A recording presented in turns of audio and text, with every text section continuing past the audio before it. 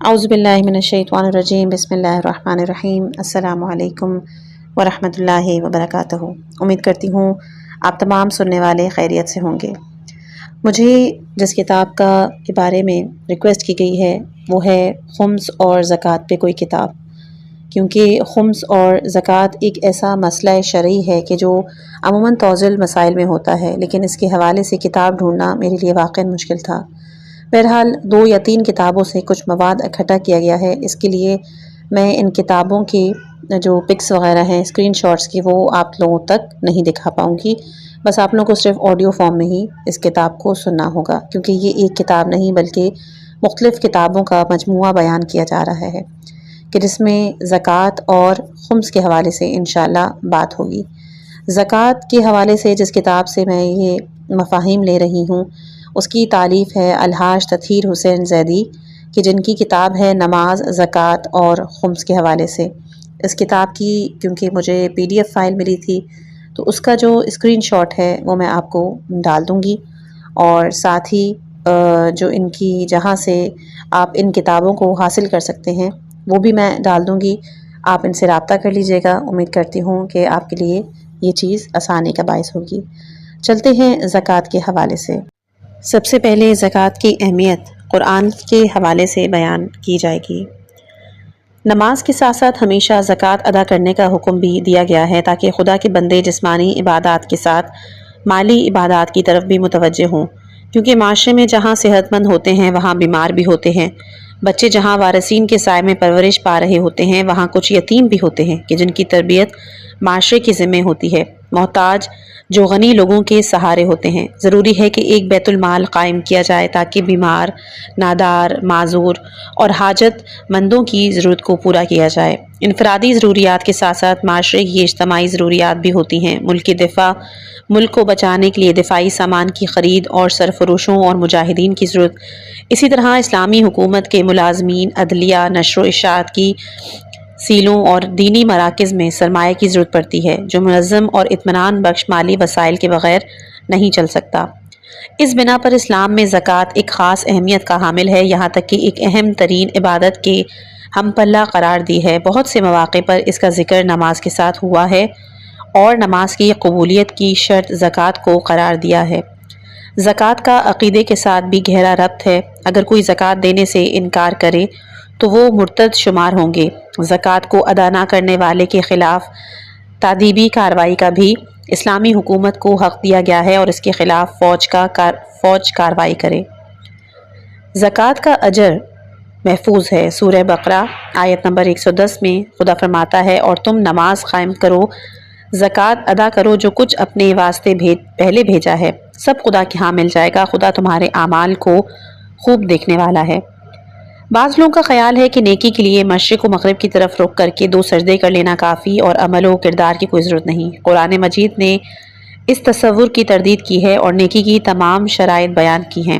خداوند متعال سورہ بقرہ آیت نمبر 177 میں فرماتا ہے، نیکی یہ نہیں کہ اپنا رخ مشرق اور مغرب کی طرف کر لو، بلکہ نیکی اس شخص کا حصہ ہے کہ جو اللہ پر ایمان لائے، آخرت پر ایمان لائے، ملائکہ پر ایمان لائے، کتاب پر ایمان لائے، محبت خدا میں قرابت داروں پر مال خرچ کرے، یتیموں پر مال خرچ کرے، مسکینوں پر مال خرچ کرے، غربت زدہ مسافروں پر مال خرچ کرے، سوال کرنے والوں پر خرچ کرے، غلاموں کی آزادی کے لیے مال دے، نماز قائم کرے اور زکوٰۃ ادا کرے، اور جو بھی عہد کرے اسے پورا کرے، فقر و فاقے میں صبر کرنے والے ہوں، پریشانیوں میں صبر کرنے والا ہو، میدان جنگ کے حالات میں صبر کرنے والا ہو۔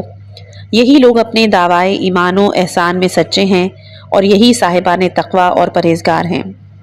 زکوٰۃ نکالنے والا قیامت میں بھی بے خوف ہوگا۔ خداوند متعال سورہ بقرہ آیت نمبر 277 میں فرماتا ہے، جو لوگ ایمان لے آئے، انہوں نے نیک عمل کیے، نماز قائم کی، زکوٰۃ ادا کی، ان کے لیے پروردگار کے ہاں اجر ہے اور ان کے لیے کسی کا خوف یا حزن نہیں ہے۔ اللہ تعالیٰ نے اپنے بندوں سے قربانیاں مانگی ہیں، کہیں انا کی قربانی نماز کے ذریعے، حب مال کی قربانی زکوٰۃ کے ذریعے، جان کی قربانی جہاد کے ذریعے۔ انسان بہانہ ساز ہے، ہیلے بہانے سے ان قربانیوں سے بچنا چاہتا ہے، لیکن اللہ تعالیٰ ان کو بہتری کی طرف بلاتا ہے۔ تبھی اللہ تعالیٰ سورہ نساء آیت نمبر 77 میں فرماتا ہے، کیا تم نے ان لوگوں کو نہیں دیکھا کہ جن سے کہا گیا تھا کہ ہاتھ روکے رکھو اور نماز قائم کرو اور زکوٰۃ دو۔ اللہ تعالیٰ ہمیشہ زکوٰۃ ادا کرنے والوں کے ساتھ ہے۔ قرآن میں سورہ مائدہ آیت نمبر 12 میں یہ چیز بیان ہوئی ہے۔ اسی طرح حالت رکوع میں زکوٰۃ جو دینے والے ہیں، بیک وقت حقوق اللہ اور حقوق العباد کی ادائیگی، یعنی ایک ہی وقت میں اللہ اور اس کے بندوں کے حقوق ادا کرنے کے لیے جا رہے ہیں، یہ وہی شخص کر سکتا ہے کہ جو اللہ کا خاص بندہ اور ایمان والوں کا ولی ہو۔ سورہ مائدہ آیت نمبر 55 میں ہے کہ ایمان والوں تمہارے ولی بس اللہ ہے، اس کا رسول اور وہ صاحبان ایمان کے جو نماز تو قائم کرتے ہیں اور حالت رکوع میں زکوٰۃ دیتے ہیں۔ زکوٰۃ ادا کرنے والے پر ہمیشہ خداوند متعال کی رحمت رہتی ہے۔ زکوٰۃ ادا کرنے والوں پر سزا کی تخفیف بھی ہوتی ہے۔ زکوٰۃ ادا کرنے والے دینی بھائی ہوتے ہیں، کیونکہ دین اسلام کی اخلاقی تعلیمات میں سب سے اہم نقطہ یہ ہے کہ وہ ہر قدم پر تقویٰ کی دعوت دیتا ہے، اور کسی مقام پر حکم الہی حد تو یہ ہوتی ہے کہ کفار و مشرکین کے مقابلے میں بھی تقوی الہی اختیار کرنے کی دعوت دیتا ہے تاکہ مسلمان جذبات و خواہشات کی پیروی نہ کرنے پائیں۔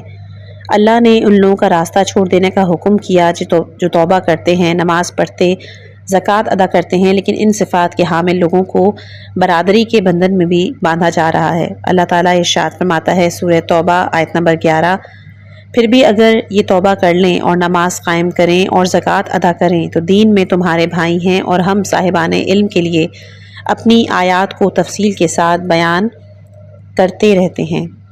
قرآن میں حضرت عیسیٰ علیہ السلام کو زندگی بھر زکوٰۃ ادا کرنے کی وصیت کی گئی ہے، جیسے کہ سورہ مریم آیت نمبر 30 سے 31 میں آپ جا کر ملاحظہ کر سکتے ہیں۔ اسی طرح حضرت اسماعیل علیہ السلام کی گھر والوں کو زکوٰۃ کی وصیت سورہ مریم آیت نمبر 55 میں ہے، اور اسی طرح سابقہ انبیاء کو بھی زکوٰۃ ادا کرنے کی ہدایت ہے سورہ انبیاء آیت نمبر 73 میں۔ اسی طرح نیک حاکموں کو بھی زکوٰۃ ادا کرنے کا حکم سورہ حج آیت نمبر 41 میں ہے کہ یہی وہ لوگ ہیں کہ جنہیں ہم نے زمین میں اختیار دیا تو انہوں نے نماز قائم کی، زکوٰۃ ادا کی اور نیکیوں کا حکم دیا اور برائیوں سے روکا، اور یہ طے ہے کہ جملہ امور کا انجام خدا کے اختیار میں ہے۔ اسی طرح زکوٰۃ کی ادائیگی کامیابی کی علامت ہے۔ سورہ مومنون 1 سے 3 آیات میں بیان ہے کہ یقیناً صاحبان ایمان کامیاب ہو گئے، اور جو اپنی نمازوں میں گڑ گڑانے والے ہیں اور لغو باتوں سے اعراض کرنے والے ہیں اور زکوٰۃ ادا کرنے والے ہیں۔ زکوٰۃ نکالنے والا کبھی بھی خداوند متعال سے غافل نہیں ہو سکتا۔ سورہ نمل میں آیت نمبر 2 اور 3 میں ارشاد بندی ہے۔ اسی طرح زکوٰۃ ادا کرنے والے کو دگنا چگنا دیا جاتا ہے۔ معاشیات کی دنیا میں جو سب سے بڑی ایک مصیبت ہے اس کا نام ہے سود۔ سود وہ جال ہے کہ جس میں غریبوں کو گرفتار کیا جاتا ہے۔ سود ایک ایسا فریب ہے کہ جس سے قوموں کو کاہل بنایا جاتا ہے۔ سود وہ حربہ ہے کہ جس سے قوموں کی صلاحیتوں کو ضائع اور برباد کیا جاتا ہے۔ سود وہ راستہ ہے کہ جس سے قوموں کا استحصال کیا جاتا ہے۔ سود کے بارے میں ظاہر تصور تو یہ ہے کہ اس سے مال میں اضافہ ہوتا ہے، حالانکہ بے برکت اضافہ کبھی اضافہ کہے جانے کے قابل نہیں۔ اضافہ زکوٰۃ کے ذریعے ہوتا ہے کہ جس میں بظاہر مال ہاتھ سے تو نکل جاتا ہے لیکن واقعاً اس میں برکت ہوتی ہے۔ برکت کو پہچاننا بھی ہر انسان کے بس کا کام نہیں۔ شیطان اس نقطے کی طرف متوجہ ہونے کا موقع ہی نہیں دیتا کہ زکوٰۃ اور صدقات سے مال میں برکت ہوتی ہے۔ خداوند متعال سورہ روم آیت نمبر 39 میں فرماتا ہے، اور تم لوگ جو بھی سود دیتے ہو کہ لوگوں کے مال میں اضافہ ہو جائے تو خدا کے ہاں کوئی اضافہ نہیں ہوتا، ہاں جو زکوٰۃ دیتے ہو اس میں رضائے خدا کا ارادہ ہوتا ہے تو ایسے لوگوں کو دگنا چگنا دے دیا جاتا ہے۔ زکوٰۃ کرنے والے ہمیشہ فلاح پاتے ہیں۔ احادیث میں بھی زکوٰۃ کی کافی اہمیت ہے، جیسے کہ زکوٰۃ کی ادائیگی پل صراط سے گزرنے کو آسان کر دیتی ہے۔ رسول خدا صلی اللہ علیہ وآلہ وسلم فرماتے ہیں کہ زکوٰۃ اسلام کا پل ہے، جو شخص اسے ادا کرے گا وہ پل کو عبور کر جائے گا، اور جو شخص زکوٰۃ کو روکے رکھے گا وہ پل پر روک لیا جائے گا۔ یہ اللہ تعالیٰ کے غضب کو بچھا دیتی ہے۔ اسی طرح زکوٰۃ امت کو ہلاکت سے بچاتی ہے۔ امام جعفر صادق علیہ السلام فرماتے ہیں کہ اس امت پر اللہ تبارک و تعالیٰ نے جو فرائض عائد کیے ان میں زکوٰۃ سے بڑھ کر کوئی چیز سختر نہیں، اور زکوٰۃ کی وجہ سے اس امت کے بہت سے لوگ ہلاک ہوں گے۔ اسی طرح آپ کی نماز کی قبولیت زکوٰۃ کی ادائیگی پر ہوتی ہے۔ امام رضا علیہ السلام فرماتے ہیں، اللہ تعالیٰ نے 3 چیزوں کا حکم دوسری 3 چیزوں کے ساتھ دیا ہے۔ اس نے نماز اور زکوٰۃ کا حکم باہم دیا ہے، لہٰذا جو شخص نماز تو پڑھے لیکن زکوٰۃ ادا نہ کرے تو اس کی نماز قبول نہیں ہوتی ہے۔ زکوٰۃ کا معیشت میں ایک بہت ہی اہم کردار ہے۔ زکوٰۃ کی ادائیگی سے آپ کے مال میں اضافہ ہوتا ہے۔ رسول خدا صلی اللہ علیہ وآلہ وسلم فرماتے ہیں کہ اگر تم چاہتے ہو کہ اللہ تبارک و تعالیٰ تمہارے مال کو زیادہ کرے تو اپنے مال سے زکوٰۃ کو ادا کیا کرو۔ زکوٰۃ جو نہیں دیتے ان کو آخرت میں بہت ہی سخت عذاب کا سامنا کرنا پڑے گا۔ زکوٰۃ نہ دینے والا آخرت کی بھلائی سے ہمیشہ محروم رہتا ہے۔ تو زکوٰۃ کو ہمیں دل سے ادا کرنا چاہیے۔ زکوٰۃ کے استحقاق کے بھی مختلف معیار ہیں کہ جن کو انشاءاللہ ہم ان کے جو مسائل زکوٰۃ ہیں ان میں بیان کریں گے۔ مسائل زکوٰۃ یعنی جو چیزیں واجب ہیں ان کے مسائل سیکھنا بھی ہمارے اوپر لازم ہے۔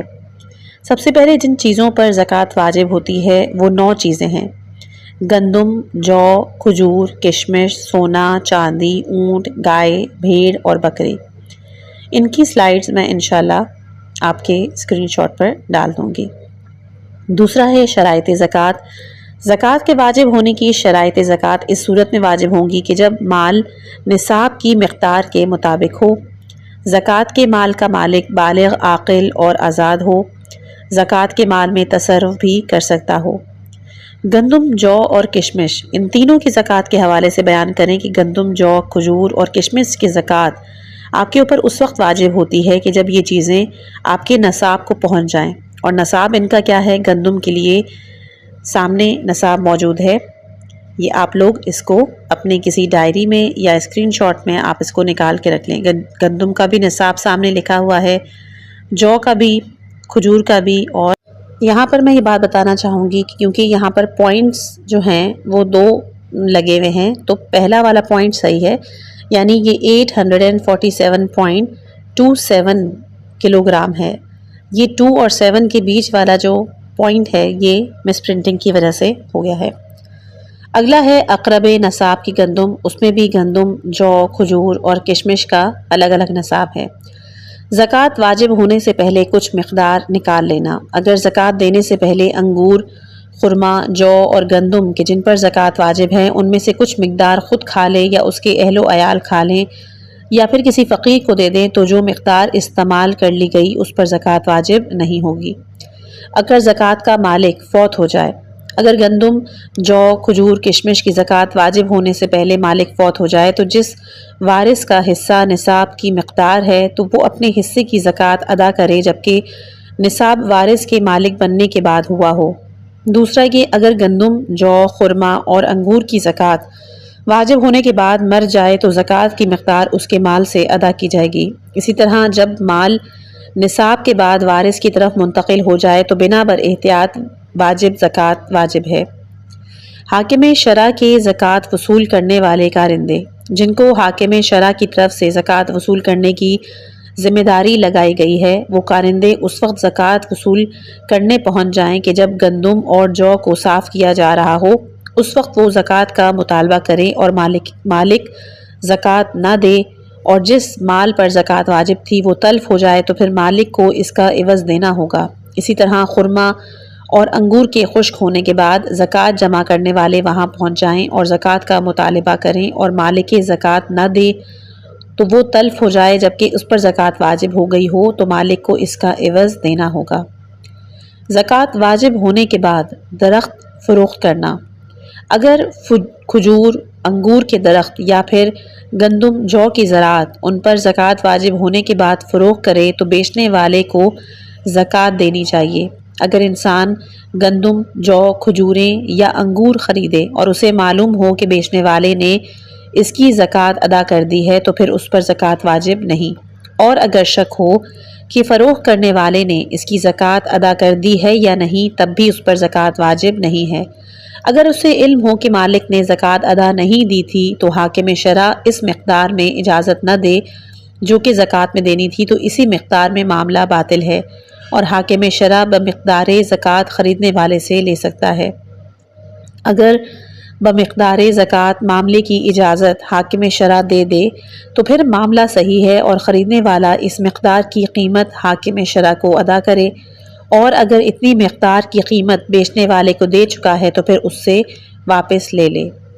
زکوٰۃ پر زکوٰۃ واجب نہیں۔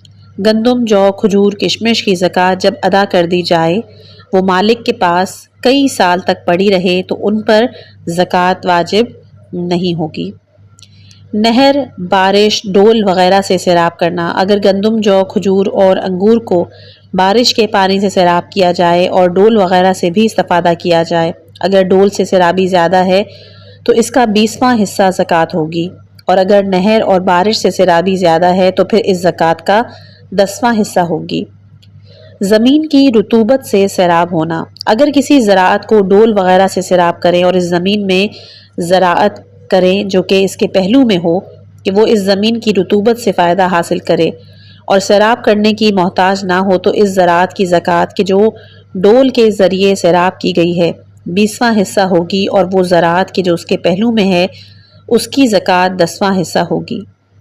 پیداوار سے اخراجات کو نکالنا۔ وہ اخراجات کہ جو گندم، جو، خرما، انگور کے لیے کیے گئے ہیں، یہاں تک کہ اسباب و لباس کی قیمت کے مقدار کہ جو زراعت کی وجہ سے کم ہو گئی ہو، وہ درآمد سے منہا کر سکتے ہیں۔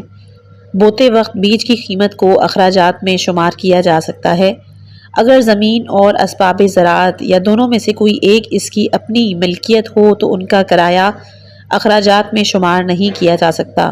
وہ کام کہ جو اس نے خود انجام دیا ہو حاصل شدہ زراعت سے منہا نہیں کر سکتا۔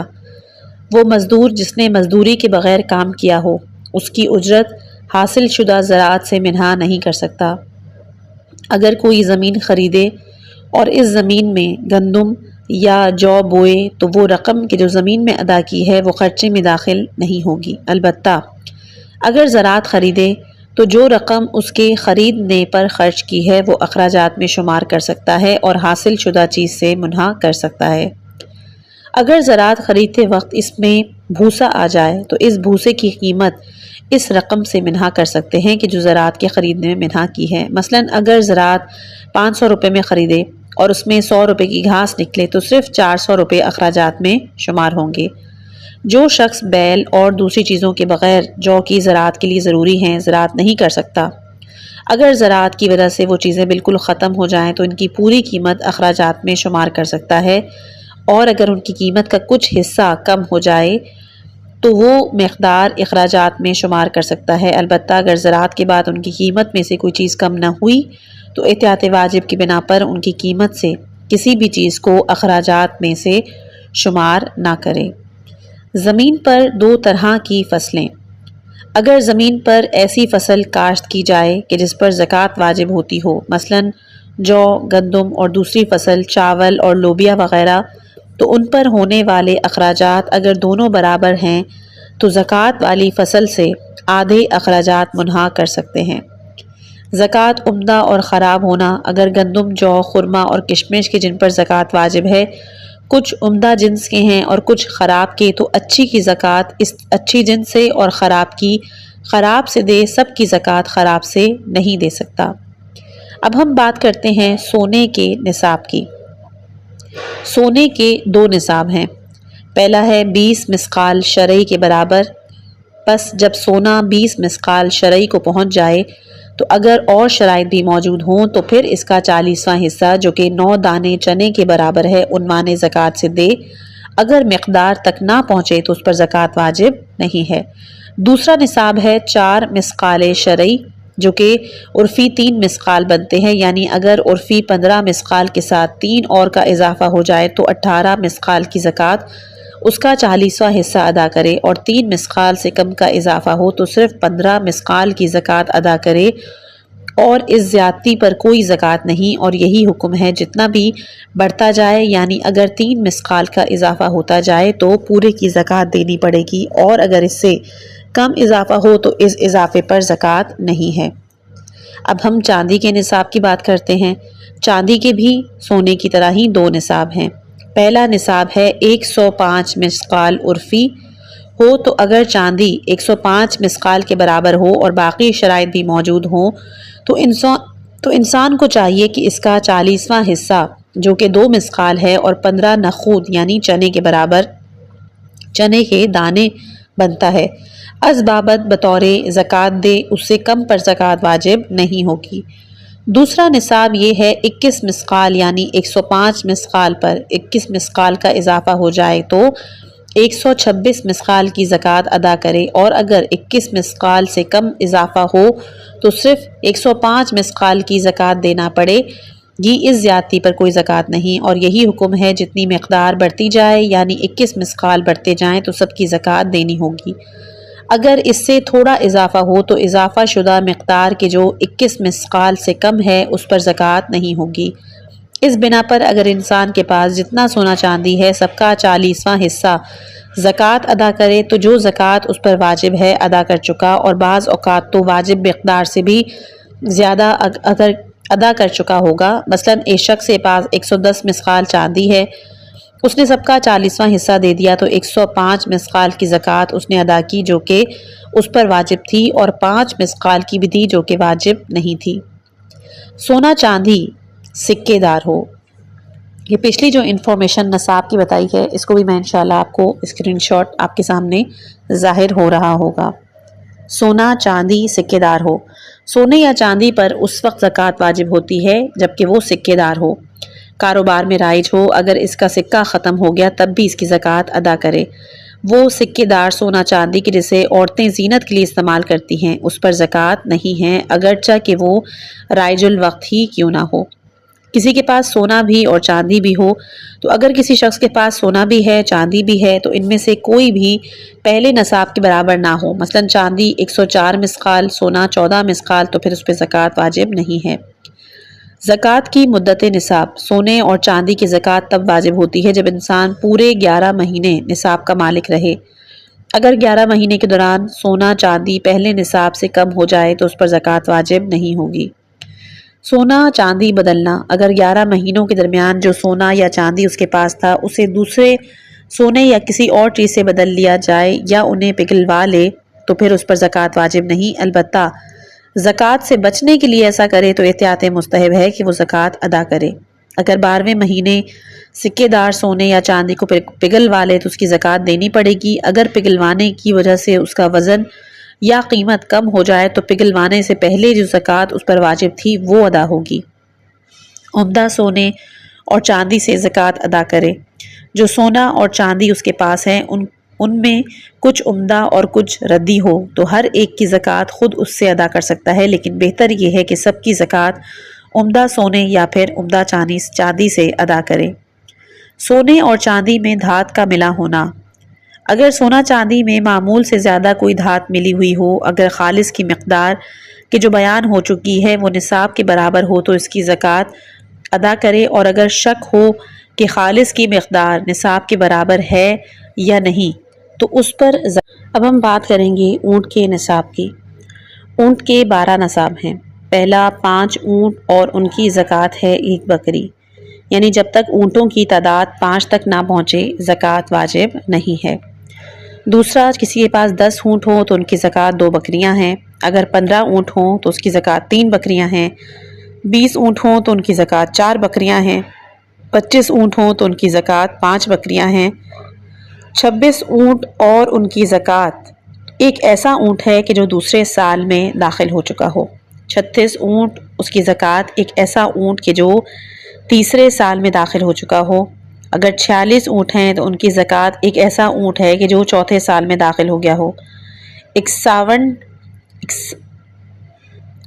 اونٹ ان کی زکوٰۃ ایک ایسا اونٹ ہے کہ جو 5ویں سال میں داخل ہوا ہو، 76 اونٹ اگر کسی کے پاس ہیں تو ان کی زکوٰۃ ایسے اونٹ ہیں کہ جو تیسرے سال میں داخل ہو، اس میں ایک نہیں بلکہ 2 ایسے اونٹ ہیں کہ جو تیسرے سال میں داخل ہو۔ اگر کسی کے پاس 91 اونٹ ہوں تو ان کی زکوٰۃ 2 ایسے اونٹ ہیں کہ جو دونوں چوتھے سال میں داخل ہوں۔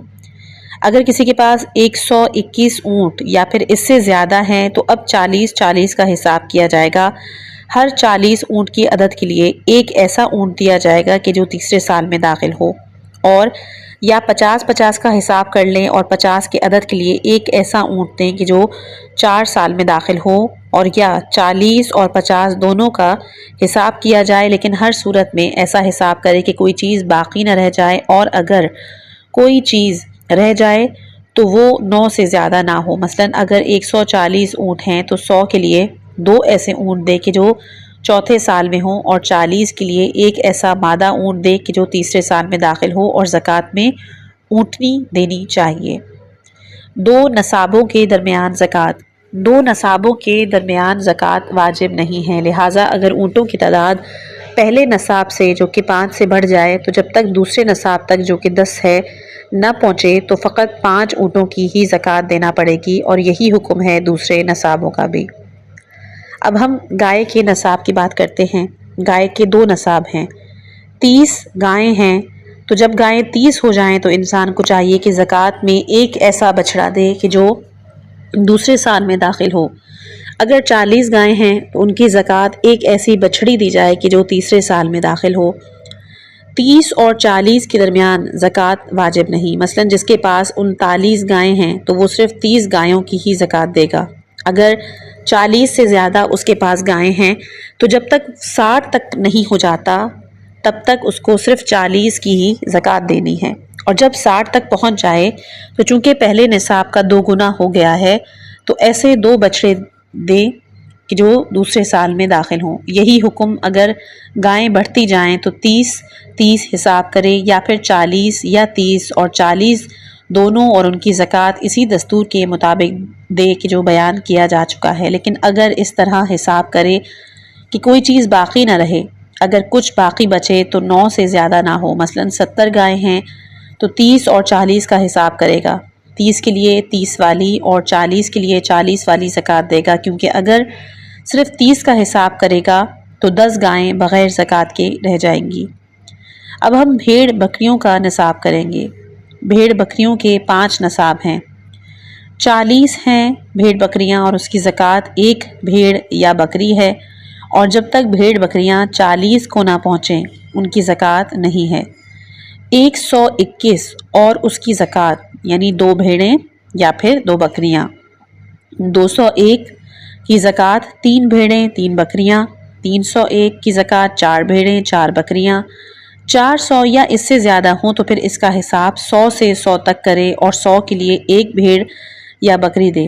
ضروری نہیں کہ زکوٰۃ انہی بھیڑ بکریوں سے دی جائے، بلکہ اور بھیڑ بکریوں سے بھی دی گئی یا ان کی رقم کے برابر قیمت ادا کر دی جائے تو کافی ہے۔ البتہ اگر کوئی اور جنس دینی چاہیں تو بہتر ہے کہ ایسی جنس دی جائے کہ جو فقراء کے لیے بہتر ہو۔ 2 نصابوں کے درمیان زکوٰۃ۔ 2 نصابوں کے درمیان زکوٰۃ واجب نہیں، پس اگر بھیڑ بکریوں کی تعداد پہلے نصاب سے کہ جو 40 سے بڑھ جائے جب تک دوسرے نصاب تک جو کہ 121 ہے نہ پہنچے، صرف 40 کی ہی زکوٰۃ دینا ہوگی، اور زیادتی پر کوئی زکوٰۃ نہیں، اور بعد کے نصابوں کا بھی یہی حکم ہے۔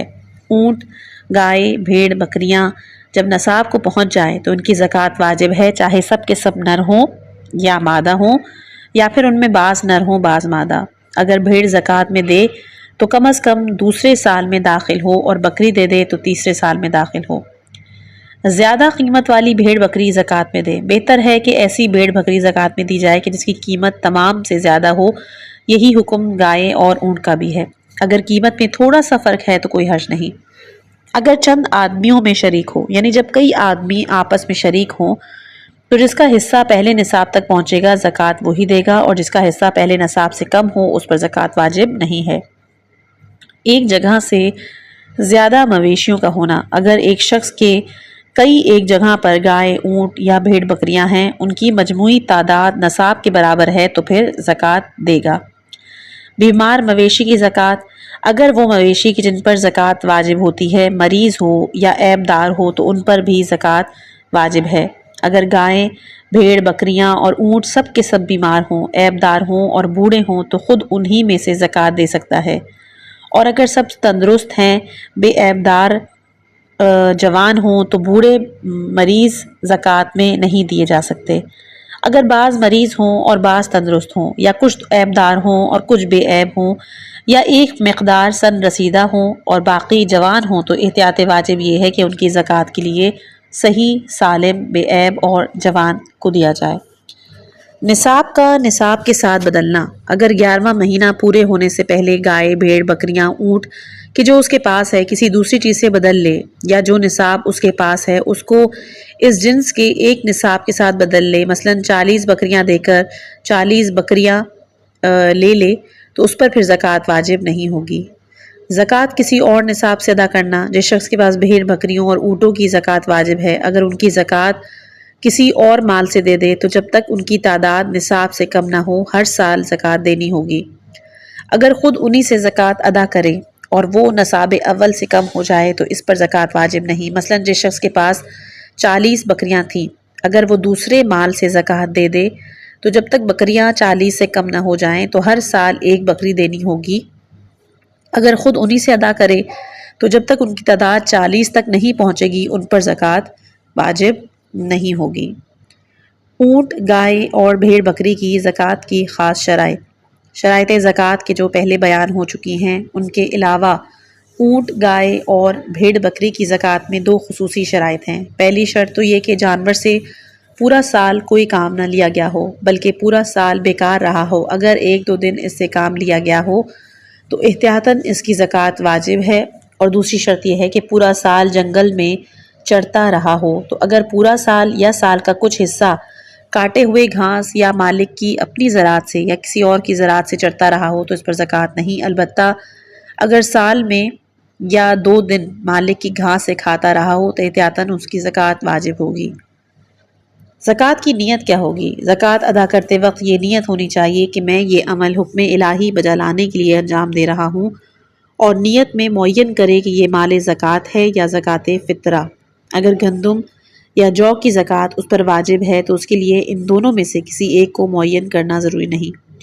جس شخص پر کئی اموال کی زکوٰۃ واجب ہے، اگر کچھ مقدار کی زکوٰۃ دے اور کسی مال کی نیت نہ کرے تو جو کچھ دیا ہے اگر ان اموال میں سے کسی ایک کا ہم جنس ہے تو اس جنس کی زکوٰۃ شمار ہوگی، اور اگر ان میں سے کسی کا ہم جنس نہیں تو سب پر تقسیم ہو جائے گی۔ پس جس شخص پر 40 بکریوں اور 15 مثقال سونے کی زکوٰۃ واجب ہے تو اگر وہ ایک بکری زکوٰۃ کے عنوان سے دے دے اور ان میں سے کسی ایک کی نیت نہ کرے تو وہ بکریوں کی زکوٰۃ شمار ہوگی۔ البتہ اگر کچھ چاندی دے دے تو جو زکوٰۃ بکریوں اور سونے کی اس کے ذمہ ہے اس پر تقسیم ہو جائے گی۔ اگر کوئی شخص زکوٰۃ ادا کرنے میں کسی کو اپنا وکیل قرار دے اور وکیل فقیر کو زکوٰۃ دیتے وقت مالک کی طرف سے زکوٰۃ کی نیت کر لے تو بھی کافی ہے۔ اگر مالک یا اس کا وکیل بغیر قصد قربت زکوٰۃ فقیر کو دے دیں قبل اس کے کہ مال تلف ہو، خود مالک زکوٰۃ کی نیت کر لے تو زکوٰۃ شمار ہو جائے گی۔ زکوٰۃ ادا کرنے کا وقت۔ جو گندم اور جو کو صاف کر لیا جائے اور جس وقت کھجوریں اور انگور خشک ہو جائیں تو انسان کو چاہیے ان کی زکوٰۃ فقیر کو دے دے یا اپنے مال سے الگ کر لے۔ سونے، چاندی، گائے، بھیڑ، بکریوں اور اونٹ کی زکوٰۃ 12ویں مہینے کے پورے ہونے کے بعد فقیر کو دے دے یا اپنے مال سے الگ کر لے۔ بعض مواقع پر زکوٰۃ کا جدا کرنا ضروری نہیں۔ اگر کسی معین فقیر کا منتظر ہو تو اسے اختیار ہے کہ اپنے زکوٰۃ کو اپنے مال سے جدا نہ کرے۔ اگر زکوٰۃ کسی ایسے مستحق کو دینا چاہے کہ جو کسی وجہ سے برتری رکھتا ہو تو اسے اختیار ہے کہ زکوٰۃ اپنے مال سے جدا نہ کرے۔ زکوٰۃ دینے میں تاخیر نہ کرے۔ جو شخص کو زکوٰۃ دی جاتی ہے اس تک دسترس رکھتا ہو تو احتیاط مستحب ہے کہ زکوٰۃ دینے میں تاخیر نہ کرے، البتہ ضروری نہیں کہ زکوٰۃ علیحدہ کرنے کے فوراً بعد ہی مستحق کو دے۔ دوسرا کہ جو شخص مستحق تک زکوٰۃ پہنچا سکتا ہو اور وہ اس کو نہ پہنچائے اور وہ کوتاہی کی وجہ سے مال تلف ہو جائے تو اس کو اس کا عوض دینا ہوگا۔ جو شخص زکوٰۃ مستحق تک پہنچا سکتا ہے اگر نہ دے لیکن عرف عام میں کہا جائے کہ اس نے فوراً ادا نہیں کی تو اس کا عوض دے گا۔ اگر اس نے عرف عام میں اتنی تاخیر نہیں کی، مثلاً 2 گھنٹے، اور انہی 2 گھنٹوں میں جو مال تلف ہو گیا اور کوئی مستحق بھی وہاں نہ تھا تو اس پر پھر کوئی چیز واجب نہیں۔ اگر مستحق موجود تھا تو احتیاط واجب ہے کہ اس کا عوض دے گا۔ اگر زکوٰۃ خود اس مال سے الگ کرے تو بقیہ مال میں تصرف کر سکتا ہے، اور اگر دوسرے مال سے الگ کرے تو پھر تمام میں تصرف کر سکتا ہے۔ زکوٰۃ کی منفعت مستحق کا حق ہے۔ وہ زکوٰۃ کی جو الگ کر دی ہے اگر اس میں کوئی منفعت حاصل ہو جائے، مثلاً بکری کہ جو زکوٰۃ کے لیے الگ کی تھی اس سے بچہ پیدا ہو جائے تو یہ مستحق کا مال ہوگا۔ زکوٰۃ کا نفع زکوٰۃ میں شامل ہے۔ اگر عین اس مال سے کہ جو زکوٰۃ کے لیے الگ کیا ہے اپنے لیے تجارت کرے تو تجارت صحیح نہیں۔ اگر حاکم شرع کی اجازت سے زکوٰۃ کی مصلحت کے لیے تجارت کرے تو تجارت صحیح ہے، پر اس کا نفع زکوٰۃ میں ہی داخل ہوگا۔ عزت دار کو زکوٰۃ دینا مستحب ہے کہ گائے، بھیڑ، بکریاں اور اونٹ کی زکوٰۃ ایسے فقراء کو دی جائے جو کہ عزت دار ہیں، اور زکوٰۃ دینے میں اپنے رشتہ داروں کو دوسروں پر اور اہل علم اور فضل کو ان کے غیر پر اور جو لوگ سوال نہیں کرتے سوال کرنے والوں پر مقدم رکھے۔ البتہ اگر کسی فقیر کو کسی دوسری وجہ سے زکوٰۃ دینا بہتر ہو تو مستحب ہے کہ اسے زکوٰۃ دے۔ زکوٰۃ ظاہر کر کے ادا کرے بہتر ہے کہ زکوٰۃ ظاہر بظاہر اور مستحب ہے صدقہ مخفی طور پر ادا کیا جائے۔ زکوٰۃ کا ایک شہر سے دوسرے شہر میں لے جانا، جو شخص زکوٰۃ کو نکال رہا ہے اگر اس کے شہر میں مستحق موجود ہو تب بھی زکوٰۃ دوسرے شہر کی طرف لے جا سکتا ہے، البتہ اس شہر کی طرف لے جانے کا خرچ خود اس کو دینا ہوگا۔ اگر زکوٰۃ تلف ہو گئی تو اس کا ضامن بھی ہوگا، مگر یہ کہ اس زکوٰۃ کو لے جانے کی اجازت حاکم شرع نے دی ہو۔ وزن کرانے کی ذمہ داری، جو شخص زکوٰۃ نکال رہا ہے اگر گندم، جو، کشمش اور کھجوروں کے وزن اور پیمانے کی مزدوری دینی پڑے تو اس کے ذمے خود ہے۔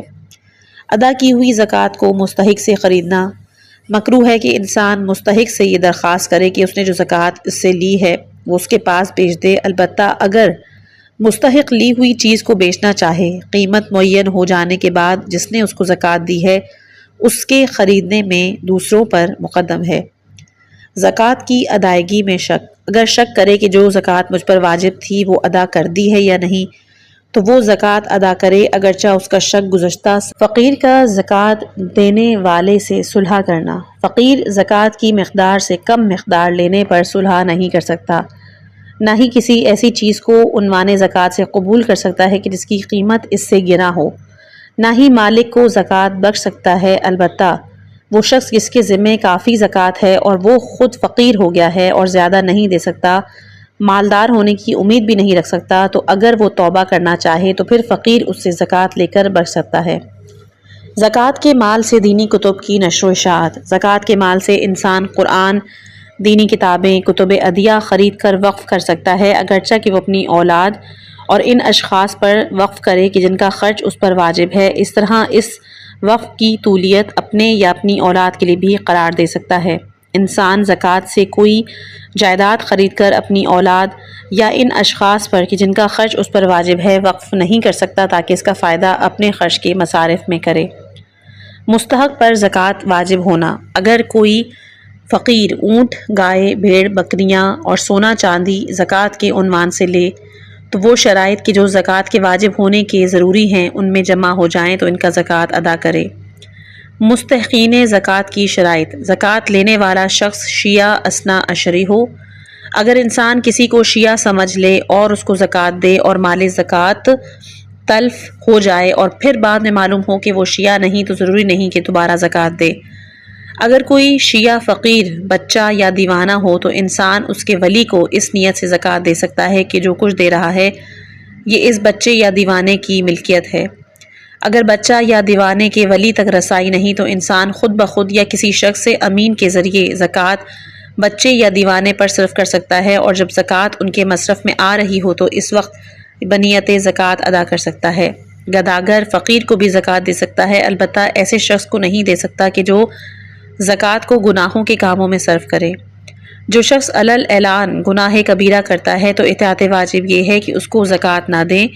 جو شخص قرض دار ہے اور اپنا قرضہ ادا نہیں کر سکتا، اگرچہ کہ اس کا خرچہ زکوٰۃ دینے والے پر واجب ہو تو بھی اس کو زکوٰۃ دے سکتا ہے، البتہ بیوی اپنے شوہر سے قرض لے اور اپنے خرچے کے لیے تو شوہر اس کا قرض زکوٰۃ سے ادا نہیں کر سکتا، بلکہ اگر کوئی اور شخص بھی جس کے اخراجات اس پر واجب ہیں اپنے خرچ کے لیے قرضہ لے تو احتیاط واجب یہ ہے کہ اس کا قرضہ زکوٰۃ سے ادا نہ کرے۔ انسان ایسے شخص کو زکوٰۃ سے خرچہ نہیں دے سکتا کہ جن کا خرچ اس پر واجب ہے، مثلا اولاد، البتہ یہ ان کا خرچ نہیں دیتا تو دوسرے لوگ اس کو زکوٰۃ دے سکتے ہیں۔ اگر کوئی انسان اپنے بیٹے کو زکوٰۃ دے کہ وہ اس کو اپنی بیوی، نوکر یا خادمہ پر خرچ کرے تو اس میں کوئی حرج نہیں۔ اگر بیٹے کو علمی دینی کتب کی ضرورت ہو تو باپ ان کی خرید کے لیے زکوٰۃ دے سکتا ہے۔ باپ بیٹے کو شادی کرنے کے لیے زکوٰۃ دے سکتا ہے اور بیٹا بھی باپ کو دے سکتا ہے۔ وہ عورت جس کا خرچ اس کا شوہر دیتا ہے وہ زکوٰۃ نہیں لے سکتی۔ وہ عورت جس نے کسی سے متع کیا ہو اگر مستحق ہو تو اس کا شوہر اور دوسرے لوگ اس کو زکوٰۃ دے سکتے ہیں۔ بیوی اپنے مستحقی شوہر کو زکوٰۃ دے سکتی ہے اگرچہ کہ شوہر اس زکوٰۃ کو اپنی بیوی پر خرچ کرے۔ سید اور غیر سید کی زکوٰۃ۔ سید غیر سید کی زکوٰۃ نہیں لے سکتا، البتہ اگر خمس اور دیگر وجوہات اس کے اخراجات کے لیے کافی نہیں اور پھر وہ زکوٰۃ لینے پر مجبور ہو تو پھر غیر سید کی زکوٰۃ لے سکتا ہے۔ البتہ احتیاط واجب یہ ہے کہ اگر ممکن ہو تو صرف روزانہ کی خرچے کی مقدار لے کہ جس کے لیے وہ مجبور ہے۔ جس شخص کے متعلق معلوم نہیں کہ سید ہے یا نہیں تو اسے زکوٰۃ دے سکتے ہیں۔ زکوٰۃ فطرہ۔ زکوٰۃ فطرہ کی جو نیت ہے وہ انسان کو زکوٰۃ قربت کی نیت سے یعنی حکم خدا بجا لانے کے لیے اور جس وقت دے رہا ہے اس وقت نیت کرے۔ قرض کے عنوان سے دینا کہ اگر ماہ رمضان سے پہلے فطرہ دے تو صحیح نہیں ہے۔ احتیاط واجب یہ ہے کہ ماہ رمضان کے درمیان بھی فطرہ نہ دے، البتہ ماہ رمضان سے پہلے یا ماہ رمضان کے دوران کسی فقیر کو قرض دے دے اور بعد میں اس پر جب فطرہ واجب ہو جائے تو اس قرض کو عنوان فطرہ میں شمار کرے تو کوئی حرج نہیں۔ جنس میں ملاوٹ ہو۔ گندم یا کوئی اور چیز کہ جو فطرے میں دے رہا ہے وہ کسی اور جنس یا اور اگر کوئی چیز ملی ہوئی ہو تو اتنی کم ہو کہ اس کی پرواہ نہ کی جاتی ہو اور اگر مقدار سے زیادہ ہو تو صرف اس صورت میں صحیح ہوگا جبکہ خالص گندم 1 سا کے برابر ہو۔ البتہ اگر مثلاً 1 سا گندم میں اتنی مقدار میں مٹی ملی ہو کہ اس کا جدا کرنا متعارف سے زیادہ خرچ یا مشقت رکھتا ہو تو اس کا دینا کافی نہیں۔ فطرے میں عیب نہ ہو۔ اگر زکوٰۃ فطرہ کسی عیبدار چیز میں سے دے تو وہ کافی نہیں۔ ہاں اگر ایسی جگہ دیتا ہے کہ جہاں کی غالب خوراک عیبدار ہے تو پھر کوئی اشکال نہیں۔ فطرے کا ایک جنس ہونا بھی ضروری نہیں۔ جو شخص کئی آدمیوں کا فطرہ دے رہا ہے تو ضروری نہیں کہ تمام ایک ہی جنس سے دے، مثلاً بعض کو فطرہ گندم بعض کو جو سے دے دے تو کافی ہے۔ فطرہ نماز عید سے پہلے ادا کرنا۔ جو شخص نماز عید الفطر پڑھنا چاہتا ہے تو احتیاط واجب یہ ہے کہ فطرہ نماز عید سے پہلے ادا کرے، البتہ اگر نماز عید نہیں پڑھتا تو فطرہ دینے میں دوپہر تک تاخیر کر سکتا ہے۔ جب فطرے میں تاخیر ہو جائے، اگر جس وقت زکوٰۃ فطرہ دینا واجب ہو جائے اور یہ فطرہ نہ دے اور نہ اسے الگ کر کے رکھے تو احتیاط واجب یہ ہے کہ بعد میں بغیر ادا اور قضا کی نیت سے فطرہ دے دے۔ اگر فطرہ الگ کرے تو اپنی ذات کے لیے اس میں سے نہیں لے سکتا اور نہ ہی دوسرا مال اس کی جگہ پر رکھ سکتا ہے اگر وہ مال کہ جو فطرے کے لیے علیحدہ کر رکھا ہے تلف ہو جائے۔ اگر فقیر تک دسترس رکھتا تھا اور فطرہ دینے میں تاخیر کی تو اس کا عوض ادا کرے، اور اگر فقیر تک نہیں پہنچ سکتا تھا تو پھر ذمہ داری نہیں مگر یہ کہ اس کی حفاظت میں کوتاہی کرے۔ اگر اس کے اپنے شہر میں مستحق موجود ہو تو احتیاط واجب یہ ہے کہ فطرہ دوسری جگہ نہ لے جائے۔ اگر دوسری جگہ لے گیا اور مال تلف ہو گیا تو اس کا معاوضہ دینا ہوگا۔ جو شخص اپنا اور اپنے اہل و عیال کا سال کا خرچہ نہیں رکھتا اور اس کا کوئی کاروبار بھی نہیں کہ جس سے اپنا اور اپنے اہل و عیال کا خرچ پورا کر سکے تو وہ فقیر ہے اور اس پر زکوٰۃ فطرہ ادا کرنا واجب نہیں ہے۔ انسان کو چاہیے کہ ان لوگوں کا فطرہ کہ جو عید الفطر کی رات غروب کے وقت اس کے دسترخوان پر کھانا کھائیں ادا کرے، چھوٹے ہوں یا بڑے، مسلمان ہوں یا کافر، ان کا خرچ ان پر واجب ہو یا نہ ہو، اس کے اپنے شہر میں ہوں یا کسی دوسرے شہر میں۔ وہ مہمان کہ جو عید الفطر کی رات کے غروب سے پہلے مہمان کی رضامندی سے اس کے گھر میں وارد ہوں اور وہ اس کے دسترخوان میں سے کھانے والوں میں شمار ہو تو اس کا فطرہ میزبان پر واجب ہوگا۔ اس مہمان کا فطرہ کہ جو عید الفطر کی رات غروب سے پہلے صاحب خانہ کی مرضی کے بغیر وارد ہو اور کچھ دیر میزبان کے ہاں رہے تو احتیاطاً فطرہ اس پر واجب ہے۔ اور وہ مہمان کہ جو اس مہمان کا فطرہ کہ جو عید الفطر کی رات غروب کے بعد وارد ہوا صاحب خانہ پر واجب نہیں، اگرچہ کہ غروب سے پہلے اسے دعوت دے چکا ہو اور اس کے گھر میں ہی آ کے افطار کرے۔ جس شخص پر عید الفطر کی رات غروب کے وقت زکوٰۃ فطرہ واجب نہیں ہو، اگر عید کے دن ظہر سے پہلے فطرے کے واجب ہونے کی شرائط اس میں موجود ہو جائیں تو اس کے لیے زکوٰۃ فطرہ دینا مستحب ہے۔ فطرے کو ہاتھوں ہاتھ پھرانا۔ جس شخص کے پاس صرف 1 سا جو کہ تقریباً 3 کلو ہوتا ہے گندم یا اس قسم کی کوئی چیز ہو تو اس کے لیے زکوٰۃ فطرہ دینا مستحب ہے۔ اگر اس کے اہل و عیال ہوں ان کو فطرہ بھی دینا چاہیے تو فطرے کی نیت سے 1 سا اپنے اہل و عیال میں سے کسی کو دے دے، وہ پھر آگے کسی اور فرد کے ہاتھ میں دے دے، اس طرح آخری فرد کے ہاتھ میں دے کر اس شخص کو دے دے کہ جو ان افراد سے نہ ہو۔ اگر عید الفطر کی رات غروب کے بعد بچہ پیدا ہو جائے تو اس کا فطرہ دینا واجب نہیں ہے۔ اگر لڑکی غروب سے پہلے شوہر کے گھر چلی جائے تو اس کا شوہر اس کا فطرہ ادا کرے گا۔ جس کا فطرہ کسی اور کے ذمے ہے اس کو خود اپنا فطرہ دینا واجب نہیں، اگر جس کے ذمے واجب ہے وہ ادا نہ کرے تو بھی خود اس پر واجب نہیں ہوگا۔ اگر کوئی شخص کا فطرہ کسی دوسرے پر واجب ہے، اگر یہ خود اپنا فطرہ دے دے تو جس پر واجب ہے اس سے بھی ساقط نہیں ہوگا۔ جس عورت کا شوہر اس کا خرچ ادا نہیں کرتا اور وہ کسی اور کے ہاں کھانا کھاتی ہے تو اس کا فطرہ اس شخص پر واجب ہے جس کے ہاں وہ کھانا کھاتی ہے۔ اگر کسی کے ہاں کھانا نہیں کھاتی، اگر بیوی فقیر نہیں ہے تو پھر اپنا فطرہ خود ادا کرے گی۔ جو شخص سید نہیں وہ کسی سید کو فطرہ نہیں دے سکتا، یہاں تک کہ اگر کوئی سید اس کے ہاں کھانا کھائے تو اس کا فطرہ کسی اور سید کو نہیں دیا جا سکتا۔ اس بچے کا فطرہ کہ جو ماں یا پھر دایا کا دودھ پیتا ہے اس شخص کے ذمے ہے کہ جو ماں یا دایا کا خرچ دیتا ہے، البتہ اگر ماں یا دایا اپنا خرچ بچے کے مال سے لیتی ہیں تو پھر بچے کا فطرہ کسی پر بھی واجب نہیں ہوگا۔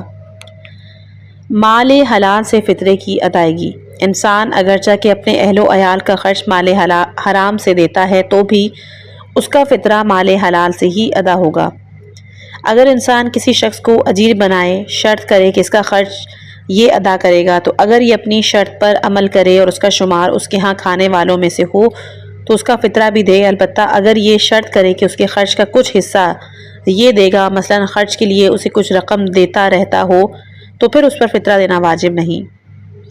اگر کوئی شخص عید الفطر کی رات غروب کے بعد مر جائے اس کا اور اس کے اہل و عیال کا فطرہ اس کے مال سے دیا جائے گا، البتہ غروب سے پہلے مر جائے تو پھر اس کا اور اس کے اہل و عیال کا فطرہ اس کے مال سے دینا واجب نہیں ہوگا۔ جن لوگوں کو زکوٰۃ دی جا سکتی ہے وہ 8 قسم کے لوگ ہیں۔ پہلا ہے فقیر، یہ وہ شخص ہے کہ جو اپنا اور اپنے اہل و عیال کا خرچ نہ رکھتا ہو، اور جو کوئی شخص کاریگری، جائیداد یا سرمایہ رکھتا ہے کہ جس سے اپنے سال کا خرچ پورا کر سکے، وہ فقیر نہیں ہے۔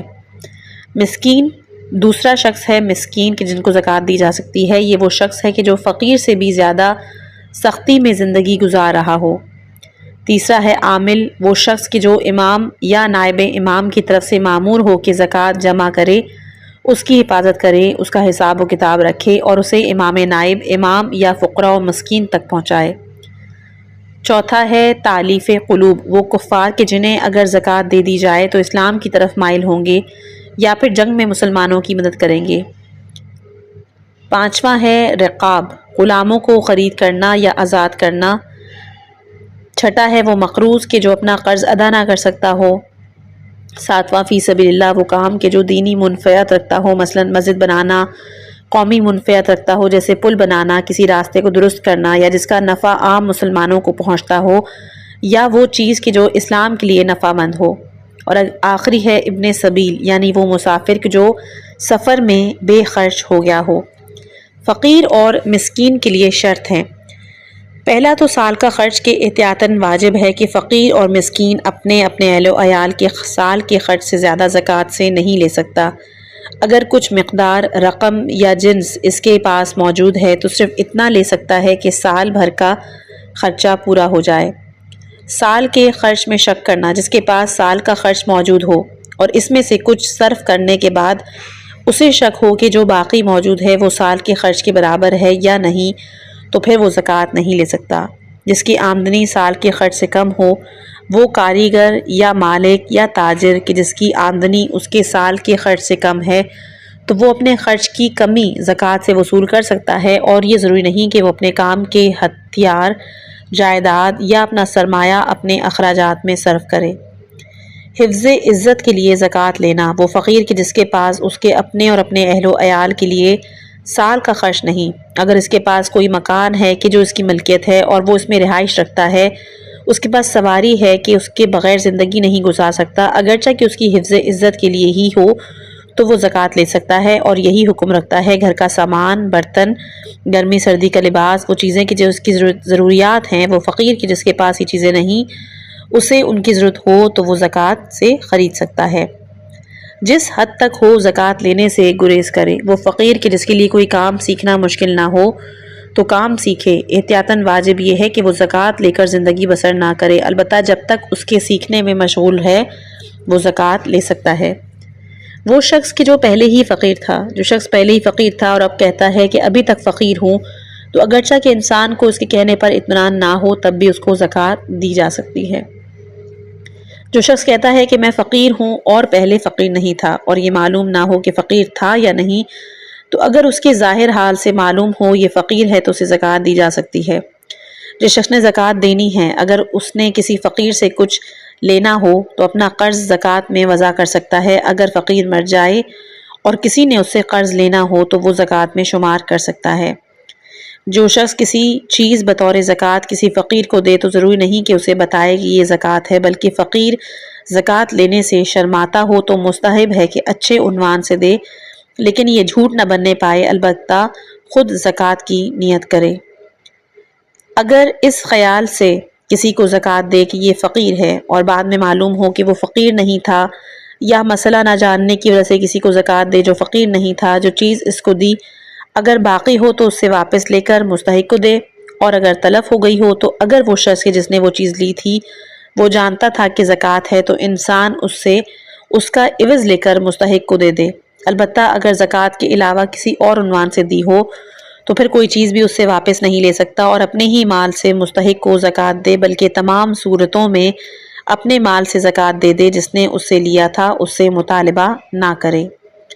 جو شخص مقروض ہے، اپنا قرض ادا نہیں کر سکتا ہے، اگرچہ اس کے پاس اپنے سال کا خرچہ موجود ہو تو وہ اپنا قرض ادا کرنے کے لیے زکوٰۃ لے سکتا ہے، البتہ جو مال اس نے قرض لیا تھا وہ گناہ میں خرچ نہ کیا ہو۔ اگر گناہ میں خرچ کیا تھا تو اس گناہ سے توبہ کر چکا ہو، کیونکہ اس صورت میں فقراء کے حصے میں اسے زکوٰۃ دی جا سکتی ہے۔ اگر کسی ایسے شخص کو مال زکوٰۃ دیا جو کہ مقروض تھا، اپنا قرض ادا نہیں کر سکتا تھا اور اس کے بعد اسے معلوم ہوا کہ اس نے قرض کا مال گناہ میں صرف کیا تھا، تو اگر وہ مقروض فقیر ہے تو جو کچھ یہ دے چکا ہے وہ زکوٰۃ میں شمار کرے۔ البتہ اگر اس نے جو مال لیا ہے وہ شراب خوری یا اعلانیہ گناہ میں صرف کیا اور اس نے اپنے گناہ سے توبہ بھی نہیں کی، تو احتیاط واجب یہ ہے کہ جو مال اسے دیا ہے وہ زکوٰۃ میں محسوب نہ کرے۔ جس مسافر کا خرچ ختم ہو گیا ہو یا اس کی سواری بیمار ہو گئی ہو تو اگر اس کا سفر گناہ نہیں اور وہ قرض لے کر یا کوئی اور چیز بیچ کر اپنی منزل مقصود تک نہیں پہنچ سکتا تو وہ شخص اگرچہ اپنے وطن میں فقیر نہ ہو زکوٰۃ لے سکتا ہے، البتہ اگر کسی اور کو جگہ وہ قرض لے سکتا ہے یا کوئی چیز بیچ سکتا ہو تو صرف اپنے پیسے زکوٰۃ میں سے لے سکتا ہے جو اس کی اسی جگہ تک پہنچا دے۔ جو شخص سفر میں بے بس ہو گیا ہو، اس نے زکوٰۃ لی تھی، جس وقت وہ وطن میں پہنچ جائے اگر زکوٰۃ کی کچھ مقدار اس کے پاس بچ گئی ہو تو اگر بے مشقت زکوٰۃ دینے والے یا اس کے نائب تک اس بقیے کو نہیں پہنچا سکتا تو وہ حاکم شرع کو دے دے اور اس سے کہے کہ یہ امید کرتی ہوں کہ زکوٰۃ کے جو احکام ہیں وہ واقعاً آپ کو سمجھ میں آئے ہوں گے، خصوصاً ان لوگوں کو کہ جن کے پاس واقعی اس حد تک وہ مال موجود ہے کہ جس کے اوپر زکوٰۃ واجب ہوتی ہے۔ لیکن پھر بھی میں آپ تمام لوگوں سے کہنا چاہوں گی کیونکہ اس چیز میں بہت سے ایسے الفاظ تھے کہ جو مشکل تھے کہ جن کا سمجھنا ہو سکتا ہے آپ کے لیے مشکل رہا ہو، تو آپ اپنے کسی نزدیکی عالم دین سے اس نقطے کی جا کر تشریح کر سکتے ہیں، اس بارے میں جا کر سمجھ سکتے ہیں۔ انشاءاللہ کہ اس کے بعد جو اگلی آڈیو پیش کی جائے گی وہ خمس کے حوالے سے ہوگی۔ جب تک کے لیے اپنی دعاؤں میں مجھ حقیر کو خاص یاد رکھے گا۔ خداوند متعال سے دعا کرتے ہیں کہ خدا ہمیں وہ علم حاصل کرنے کی توفیق عطا کرے کہ جو ہمارے واجبات ہیں، کیونکہ جو واجب چیزیں ہیں ان کا ہمیں علم ہونا یہ واجب میں سے آتا ہے۔ اور خداوند متعال سے دعا کرتے ہیں کہ ہم واقعتاً ہمارے اوپر خمس زکوٰۃ اگر لاگو ہوتے ہیں تو ہمیں ان کو صحیح جگہ تک پہنچانے کی توفیق عطا کرے۔ اپنی خاص دعاؤں میں مجھے اور میرے گھر والوں کو یاد رکھیے گا۔ والسلام علیکم ورحمۃ اللہ وبرکاتہ۔